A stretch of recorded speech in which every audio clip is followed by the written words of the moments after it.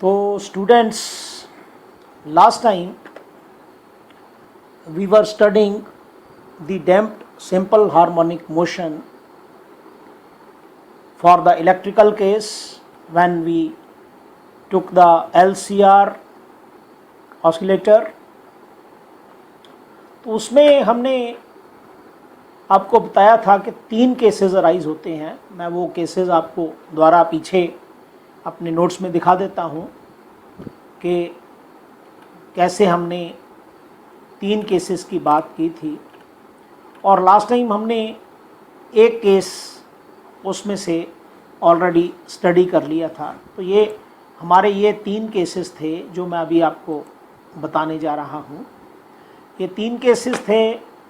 पहला case b greater than omega और r over 2l is greater than under root of 1 over LC. This was the case of over damping. The second case was when b is less than omega or r over l is less than 1 over LC under root. This is the case of underdamping. And the third case is b is equal to omega or r over 2l, it's equal to 1 over LC under the root. This is the case of critical damping. All these cases are similar to the cases of the mechanical damped simple harmonic oscillator, and there is hardly any difference except that instead of constant B, जो हम वहाँ पर beta constant लेते थे, उसकी जगह हम R ले रहे हैं रेजिस्टेंस. और जो काम वहाँ पे M करता था, यहाँ पर वही काम 1 ओवर L कर रहा है. तो हम आगे जब कंपैरिजन करेंगे तब इसको देख भी लेंगे कि कैसे है. तो ये पहला केस जो हमारा था ये हम कल कर चुके हैं. ये वाला case, that is the case of over damping. और आज हम जो केस करने जा रहे हैं वो हम कर रहे हैं क्रिटिकल डैम्प मोशन का और फिर लाइटली डैम्प मोशन, ये दोनों का. तो क्रिटिकल डैम्प मोशन ये वो केस है जब हमारे पास b is equal to omega होता है या फिर r over 2l it's equal to under root of 1 over LC. तो जब b ओमेगा के बराबर होगा तो नेचुरली जो हमारी पीछे इक्वेशन 6 थी वो ये इक्वेशन थी जो हमने ये लाइटली डार्क की है. तो that was q is equal to e raise power minus bt bracket starts q1 into e the power plus under root of b square minus omega square into t plus q2 into e raise power minus under root of b square minus omega square into t. You can see in our previous lecture that this was equation number 6. और आपको ये हमने जब mechanical oscillator करवाया था तो इस ऐसी ही इक्वेशन की पूरी डिस्क्रिप्शन दी थी और फिर आपको बताया था कि इस इक्वेशन का जो सॉल्यूशन है वो कैसे निकलता है. जो ये जब हम 0 पुट कर देते हैं b square minus omega square under root को, तो अदरवाइज़ तो ये सीधा ही q1 plus q2 into e the power minus bt बनना चाहिए, पर वो बनता नहीं था. तो वो पूरी डिस्क्रिप्शन हमने जब मैकेनिकल ऑसिलेटर कराया था तो वहाँ करवाई थी. इसलिए मैं यहाँ पर ये डिस्क्रिप्शन नहीं बता रहा, मैं आपको सीधे ही इसका सलूशन बता रहा हूँ कि ये जो इक्वेशन है यदि b is equal to omega हो जाता है, ये वाला केस, ये ऊपर जो हमने लाइटली डार्क किया, उस केस में हमारे पास जो ये इक्वेशन 6 है, ये वाली जो डार्क की है, इसका सलूशन ये ग्रीन वाली इक्वेशन जो इक्वेशन 9 है ये आता है. That is this q is equal to c1 plus c2 into t into e raise power bt. तो ये हमारे पास इस इक्वेशन का सलूशन बनता है. अब यहाँ पर c1 and c2 arbitrary constants हैं और c1 के नेचुरली है वही यूनिट्स होंगे जो q के यूनिट्स हैं और c2 के यूनिट्स होंगे q ओवर t के. अब आप सोचेंगे क्यों, क्योंकि जो एक्सपोनेंशियल टर्म है ना e⁻⁻bt, इसके कोई यूनिट्स नहीं होते, तो इसलिए C1 के वही यूनिट्स होंगे जो Q के हैं, that is units of charge, and C2 will have units of current. और यहाँ भी वहाँ पहले भी हम कर चुके हैं, जैसे मैकेनिकल ऑसिलेटर में किया था वैसे ही यहाँ पे। अब मान लेते हैं कि जब टाइम ज़ीरो है तो चार्ज Q भी ज़ीरो है और करंट I0 के बराबर है। मैकेनिकल ऑसिलेटर के केस में फ़र्क होता था, वहाँ पर dQ/dt की जगह dx/dt आता था, और वहाँ पर हम करंट की जगह, मतलब इस चीज़ की जगह dx/dt इक्वल टू V0 लेते थे, पर यहाँ पर हम dQ/dt is equal to I0 ले रहे हैं, यानी कि peak value of current.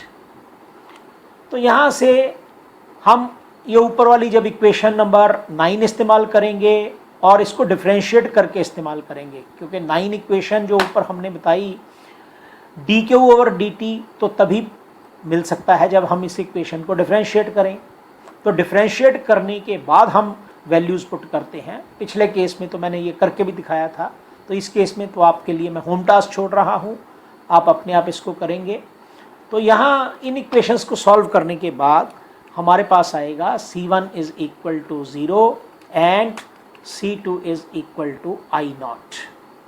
So putting these values of C1 and C2 in equation number 9 above, we get Q is equal to I0 into T into e raised power minus bt. We call it equation number 10. तो यदि आप ये equation देखें तो ये 10 equation है, ये equation किसी भी ढंग से ऑसिलेशन की इक्वेशन नहीं है, क्योंकि इसमें साइन और कोसाइन फंक्शंस का कहीं भी नाम नहीं आ रहा। तो इसीलिए this is a case of a non oscillatory motion, और इसमें पार्टिकल जब अपनी इक्विलिब्रियम पोजीशन से दूर जाता है तो वो वापस अपनी मीन पोजीशन पर धीरे धीरे आता है। तो यहाँ पर पार्टिकल की जगह, क्योंकि हम चार्ज की बात कर रहे हैं, सो देयरफॉर यहाँ पर हम ये ही कहेंगे कि जो चार्ज है वो स्टार्टिंग में 0 से जब मैक्सिमम होता है तो वो फिर धीरे धीरे अपनी इक्विलिब्रियम पे आएगा। स्टार्टिंग से 0 से मैक्सिमम, फिर मैक्सिमम से 0, आप ऐसा कह सकते हैं। तो इस ढंग से ये सारा आता है।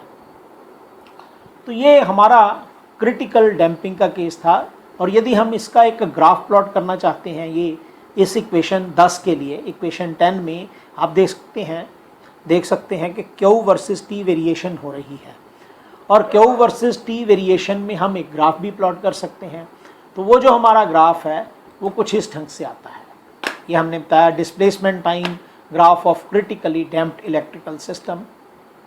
तो ये time along x axis, Q along y axis, तो हमारा ये जो ग्राफ ऐसे चलता है, और फिर ये मैक्सिमाइज होने के बाद धीरे धीरे करके ये लॉन्ग टाइम के बाद 0 को अप्रोच करता है। तो this is the displacement time graph for critically damped system. अब ये था हमारा दूसरा सिस्टम। अब हम चलते हैं तीसरे सिस्टम की ओर, जो हमें इम्पॉर्टेंट है क्योंकि ऑसिलेशंस तो उसी सिस्टम में ही होती हैं, and that is this light damping. और लाइट डैम्पिंग में आपको बताया था कि जो B है, B is less than omega. ये हमने स्लाइडली इसको डार्क किया, B is less than omega, और R/2L is less than √1/LC। तो आप इस केस में यदि देखें, क्योंकि हमारा जो सारा दारोमदार होता है, जो सारी डिपेंडेंस है, वो इस फैक्टर पर होती है, ये B², ये माइनस ओमेगा स्क्वायर के ऊपर। अब इस केस में क्योंकि B is less than omega, तो B² minus omega square is a negative quantity, और यदि ये नेगेटिव है तो नेचुरली है उस केस में under root of this B² minus omega square, तो ये तो नेगेटिव का अंडर रूट आया, तो हम इसको पॉजिटिव क्वांटिटी इनटू नेगेटिव के टर्म्स में एक्सप्रेस करना चाहते हैं, तभी हमने इसको ऐसे लिख लिया कि this can be expressed as under root of B square minus omega square, और इसको फर्दर लिखेंगे तो it will be minus of bracket starts omega square minus B square bracket closed and square root of whole. ये यहाँ से आप देख सकते हैं, ये यहाँ से ये सारे का सारा स्क्वायर रूट आ गया है। अब omega square minus B square positive thing है, पर इसके आगे नेगेटिव है, तो उसको हम ऐसे लिख सकते हैं, इट इज -1 का अंडर रूट और फिर multiplied by under root of omega square minus B square, या फिर आप इसको ऐसे लिख सकते हैं iota into under root of B square minus omega square. अब ये जो क्वांटिटी है B square minus omega square, क्योंकि ये पॉजिटिव क्वांटिटी है और ये फ्रीक्वेंसी को रिप्रेजेंट करती है, तो हम इसीलिए इसका नाम रख देते हैं कि suppose this quantity it is equal to omega dash, जैसे हमने पिछले केस में किया था।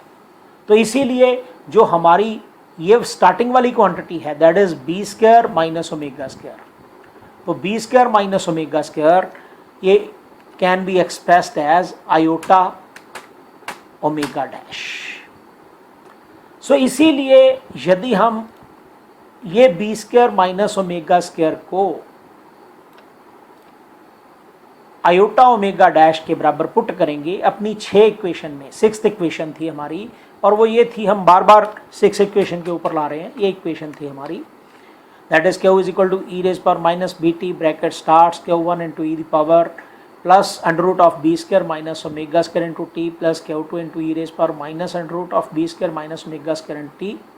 सो then this equation can be expressed as, अब यहाँ पर B square minus omega square under root को आप आयोटा ओमेगा डैश पुट कर देंगे, तो हमारे पास ये इक्वेशन बनेगी Q is equal to e the power minus B T as it is into bracket starts Q1 into e raise power minus e raise power plus iota omega dash T plus Q2 into e raise power minus iota omega dash T. तो ये हमारे पास equation बन गई and we call this equation as equation number 11। ये हमारी equation number 11 बन गई। अब इसमें हम आगे फार्मूले यूज़ करेंगे और देखेंगे कि ये साइन और कॉस के टर्म्स में एक्सप्रेस की जा सकती है ये वाली इक्वेशन। तो हम इसी इक्वेशन से, क्योंकि हमें ज़रूरत पड़ेगी इक्वेशन 11 की, तो हम इस इक्वेशन के ऊपर दोबारा आएंगे, पर पहले हम इसको फार्मूले यूज़ करके फर्दर एलेबोरेट करेंगे। तो फार्मूले क्या हैं आप याद करो, e the power iota x का फार्मूला या आयोटा थीटा का फार्मूला, ऐसे ही e the power minus iota theta का फार्मूला जिसको हम बोलते थे डी मोएवर्स थ्योरम। तो वो वाली थ्योरम जो आपने मैथ्स में पढ़ी हुई है कम्प्लेक्स अलजेब्रा में, वो यहाँ पर हम यूज़ करने जा रहे हैं। तो यहाँ पर हम यही कर रहे हैं कि जो e the power iota theta होता है ये it is equal to cos theta plus iota sine theta, और e raise power minus iota theta जो होता है it is cos theta minus iota sine theta. तो हमने ये चीज़ें अपनी पिछली इक्वेशन 11 इक्वेशन में पुट कर दी। ये थी हमारी 11th इक्वेशन। तो यहाँ पर ये वाला हिस्सा यदि आप देखें, यहाँ पर इसमें e the power plus iota omega dash t आ रहा है, इसको हम पुट कर सकते हैं cos omega dash T plus iota sine omega dash t. और दूसरे हिस्से में जो ये नेगेटिव वाला है e the power minus iota omega dash t वाला हिस्सा, इसमें हम पुट कर सकते हैं cos omega dash T minus iota sine omega dash T. तो इसीलिए जो हमारी इक्वेशन 11th है ये क्या बन गई, ये बन गई Q is equal to e raise power minus B T as it is, square bracket starts small bracket Q1 plus Q2 small bracket close cos omega dash T plus iota Q2 minus Q1 into sine omega dash T square bracket closed. अब आप सोचेंगे ये कहाँ से आ गया, आप solve करो। इसको सॉल्व करके कॉस आप जो पिछले इक्वेशन में जब आपने वैल्यूज़ पुट की उसको फर्दर सॉल्व करो और कॉस ओमेगा डैश टी और साइन ओमेगा डैश टी को कॉमन लेके देखो क्या आता है। तो आपको अपने आप पता चल जाना कि ये इक्वेशन बनेगी हमारे पास, जो मैंने यहाँ लाइटली डार्क कर दी हुई है, तो वहाँ से आपको क्लियर हो जाएगा। अब मैं मान लेता हूँ कि हमारे पास ये जो चीज़ है ना, Q1, ये Q1 प्लस Q2 ये A1 के बराबर है, और ये आयोटा समेत ये आयोटा Q2 माइनस Q1 ये A2 के बराबर है। तो अजम्पशन कर ली हमने, तो Q1 plus Q2 is equal to A1 and iota into Q2 minus Q1 is equal to A2। तो हम इसे ऊपर वाली इक्वेशन में ये पुट कर देते हैं, इस इक्वेशन में ये जो डार्क कर दी। तो देयरफॉर वी गेट, अब आप जब पुट करेंगे तो ये आएगा A1 cos omega T, Q किसके बराबर आया, क्यू आ गया e raise power minus B T into A1 cos omega dash T plus A2 sine omega dash t. अब हम इसको इक्वेशन 12 लिख लेते हैं, 12 पर हम फर्दर इसको एलेबोरेट करते हैं कि सपोज करो A1 is equal to A cos phi and A2 is equal to A sine phi. तो जब आप इसमें पुट करेंगे यहाँ वैल्यूज़ A1 और A2 की, तो आप देखेंगे A कॉमन आ जाएगा। A कॉमन आ गया तो ये बनेगा cos omega dash T cos phi plus sine omega dash T sine phi. तो इसीलिए cos omega dash T cos phi plus sine omega dash T sine phi, ये तो cos omega T minus phi होता है। अब मैं आपको समझाने के लिए बता सकता हूँ कि यदि यहाँ पर Q1 माइनस Q2 ले लिया होता तो उस केस में यहाँ पर ये माइनस आ जाना था यहाँ पर। तो यहाँ पर चाहे माइनस आ जाए, ये देखो ये अगले वाले में हमने इसीलिए किया कि इसीलिए आप इसको क्या कह सकते हैं कि ये यहाँ माइनस है, तो हार्डली मैटर्स, हमें नहीं कोई फ़र्क पड़ता। यहाँ पर Q is equal to A e raise power minus B T cos omega dash T minus phi. क्यों हमने यहाँ पे फार्मूले बनाए।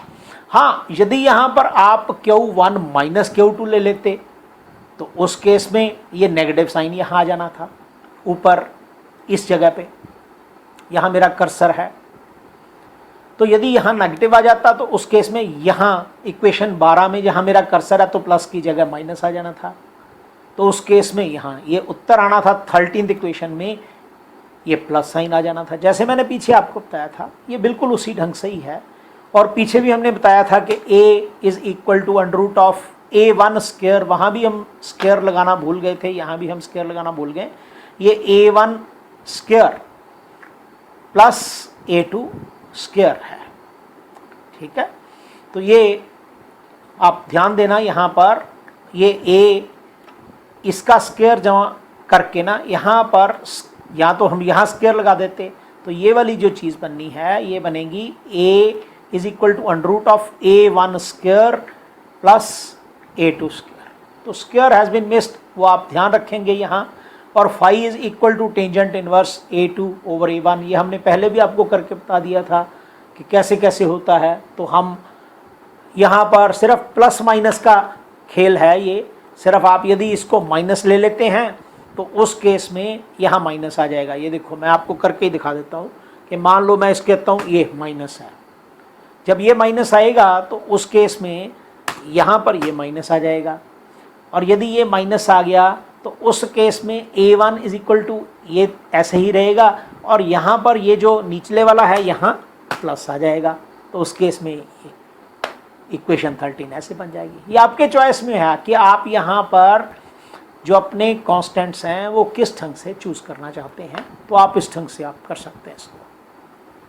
तो जैसे हमने लास्ट टाइम बताया था मैकेनिकल ऑसिलेटर के केस में भी ग्राफ बना था, डैम्प ऑसिलेटर का ग्राफ, तो वैसा ही ग्राफ इस केस में भी बनेगा। इसमें सिर्फ फ़र्क क्या आया, फ़र्क इसमें यही आया कि इस केस में LCR सर्किट है, वहाँ पर एक ऑसिलेटर था जो कि वाइब्रेट कर रहा था, वहाँ पर डिस्प्लेसमेंट चेंज करता था, जबकि इस केस में चार्ज और करंट ऑसिलेट करते हैं। तो यहाँ पर हम जो स्टडी कर रहे हैं वो चार्ज की ऑसिलेशन स्टडी कर रहे हैं, वहाँ पर हम डिस्प्लेसमेंट की ऑसिलेशन स्टडी करते थे। तो इसीलिए यदि हम एक ग्राफिकल वेरिएशन देखेंगे तो charge stored versus time graph, बिल्कुल पहले जैसे हमने कहा था कि टाइम अलोंग एक्स एक्सेस ले लो, चार्ज अलोंग वाई एक्सेस ले लो। तो स्टार्टिंग में ए नॉट से हमारा ग्राफ स्टार्ट होगा और ये ग्राफ ऐसे ये वाइब्रेशंस आप देख रहे हैं, ऑसिलेशंस, ये ऑसिलेशंस चल रही हैं, ये डैम्प्ड हैं, ये डैम्प्ड, साथ ही साथ ये ऑसिलेशंस का एम्पलीट्यूड घट भी रहा है और साथ ही साथ ऑसिलेशंस भी हो रही हैं। जो ये एम्पलीट्यूड घटने वाला फैक्टर है ये A naught into e the power minus B T को रिप्रेजेंट करता है, ये जो डॉटेड लाइन नीचे को भी बताई हुई है। जबकि ये जो ऑसिलेशंस हैं ये वाली, ये आपके cosine of omega dash T plus phi को रिप्रेजेंट करते हैं। तो ये हम यहाँ पर बताना चाहते थे। यही था हमारा थर्ड केस जिसमें हम लाइट डैम्पिंग की बात करते हैं। तो लाइट डैम्पिंग का केस हम आगे भी पढ़ चुके हैं, आगे भी हमने डिफरेंट उसमें उसकी प्रॉपर्टीज़ पढ़ी हुई हैं, जैसे क्यू वैल्यू पढ़ी हैं, एवरेज रिलैक्सेशन टाइम पढ़ा है, तो लॉगरिथमिक डिक्रीमेंट पढ़ा है। बिल्कुल उसी ढंग से ही यहाँ पर भी वो तीनों ही चीज़ें हम स्टडी करेंगे। इवन एनर्जी और पावर भी बिल्कुल वैसे ही स्टडी करेंगे, आइडेंटिकल। और मैं आपको सजेस्ट करूँगा कि आप पहले ही पढ़ के रखो इसको, और जब आप इसको पहले ही पढ़ के रखेंगे तो जैसे आप अब अगला जो हमारा टॉपिक होगा वो बेसिकली एनर्जी और पावर का होगा। तो यदि आपने डैम्प्ड सिंपल हार्मोनिक ऑसिलेटर की एनर्जी और एवरेज पावर के बारे में पढ़ा है तो ये 2 मिनट में आपको कल ही समझ आ जाएगा। नेक्स्ट टाइम जब हम करवाएंगे आगे, जब एवरेज एनर्जी और एवरेज पावर की बात करेंगे, तो we'll be taking those topics tomorrow because we are having plenty of time with us now. We'll be taking it further in our studies. So thanks a lot.